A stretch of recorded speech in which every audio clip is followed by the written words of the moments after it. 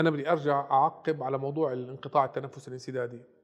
أصدقائي، أحبائي، اللي بيصحى بالنوم بيلاقي حاله مخنوق أو نفسه مقطوع أو بشخر بصوت عالي أو بحس إنه بيلاهث أثناء النوم أو بشعر زوجته أو زوج بشعر زوجته إنه عندها مشكلة أثناء النوم، إنه نفسها بيروح، هذا مؤشر خطير.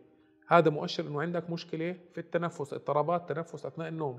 وهذه الاضطرابات إذا لم يتم علاجها للأسف بشكل علمي ومدروس وفي الوقت المناسب قد تؤدي لا سمح الله إلى حدوث جلطات ووفيات عديدة. وأنا بالفترة الأخيرة عم بشوف كثير ناس عم يصير معهم جلطات وسكتات دماغية ومشاكل عديدة وفي أعمار صغيرة، يعني عم نشوف بالأربعين وبالخمسين، هذه أعمار صغيرة. اللي بقول لك هدول كبار، لا هدول مش كبار، 50 و60 سنة هذا عمر الشباب. اللي بتشوفه بهذا العمر بيتعرض لهذه المشاكل، هذا عنده نقص أكسجين في الدم، عنده مشاكل واضطراب تنفس. حاول توديه لطبيب المختص لعلاج أمراض الشخير وانقطاع التنفس الانسدادي، لأنك رح تنقذ حياته من شيء قد يعني ينهي حياته بسرعة.